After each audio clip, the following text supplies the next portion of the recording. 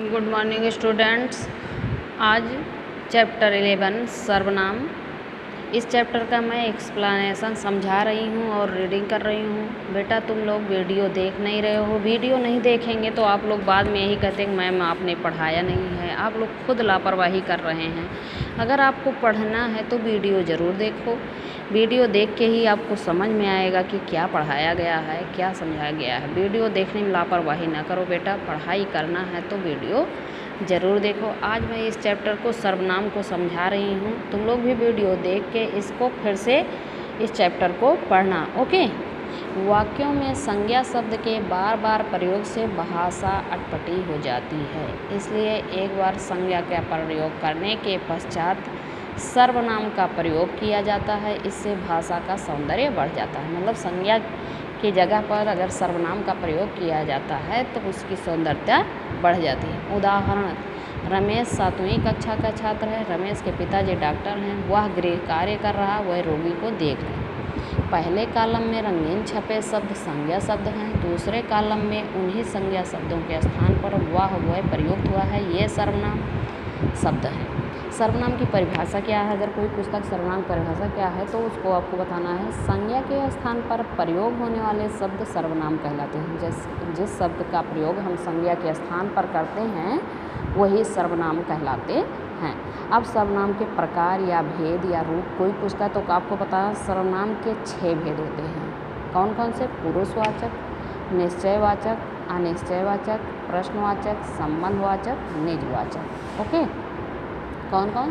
पुरुषवाचक, निश्चयवाचक सर्वनाम, अनिश्चयवाचक, प्रश्नवाचक, संबंधवाचक, निजवाचक। नंबर 1 है पुरुषवाचक सर्वनाम। जो सर्वनाम शब्द बोलने वाले वक्ता, सुनने वाले श्रोता तथा अन्य जिसके बारे में कुछ कहा जाए के बारे में प्रयुक्त होते हैं उन्हें पुरुषवाचक सर्वनाम कहते हैं। इस आधार पर पुरुषवाचक सर्वनामों के 3 भेद होते हैं। इस आधार पर पुरुषवाचक सर्वनामों के 3 भेद होते हैं। उत्तम पुरुष, मध्यम पुरुष, अन्य पुरुष। उत्तम पुरुष, मध्यम पुरुष, अन्य पुरुष।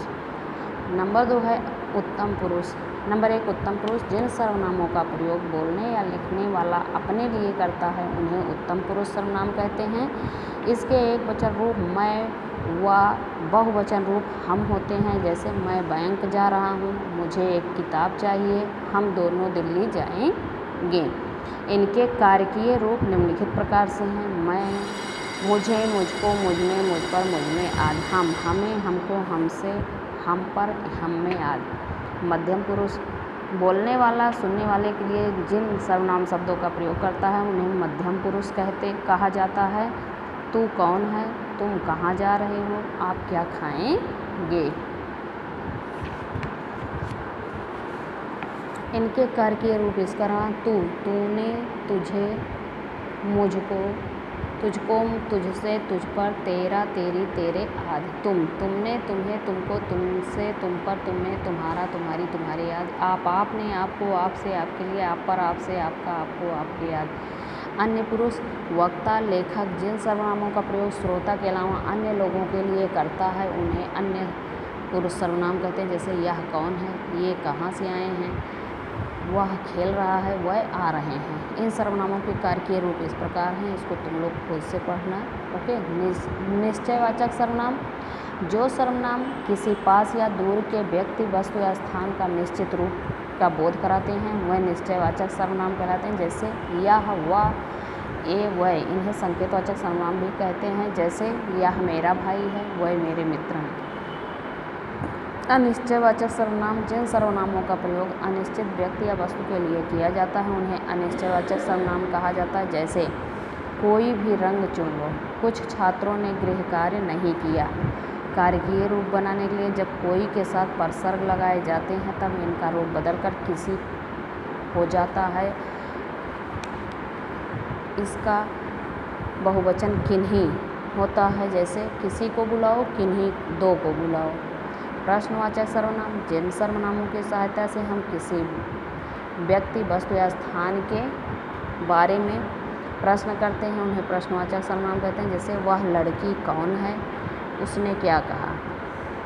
संबंधवाचक सर्वनाम, जिन सर्वनामों का प्रयोग वाक्य में प्रयुक्त दूसरे सर्वनामों के साथ संबंध स्थापित करने के लिए किया जाता है उन्हें संबंधवाचक सर्वनाम कहते हैं। जैसे जो, सो, वैसा, जैसा आदि। जो मेहनत करेगा वो फल पाएगा, जैसी करनी वैसी भरनी। निजवाचक सर्वनाम जो सर्वनाम स्वयं अपने लिए प्रयुक्त होते हैं वह निजवाचक सर्वनाम कहते हैं। जैसे आप, खुद, स्वयं आदि। उसने स्वयं कहा था, मैं अपना काम स्वयं करता हूँ। सर्वनाम का रूप परिवर्तन कैसे होता है?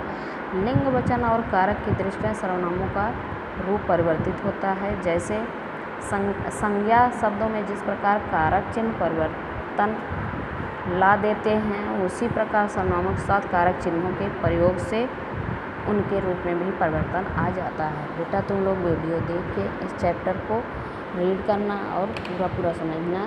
पूरा चैप्टर रीड करने के बाद जो है तुम लोग सर्वनाम की परिभाषा, सर्वनाम के प्रकार और इनके भेद सब के डेफिनेशन राइट करना और लर्न करना। Okay, thank you, have a nice day.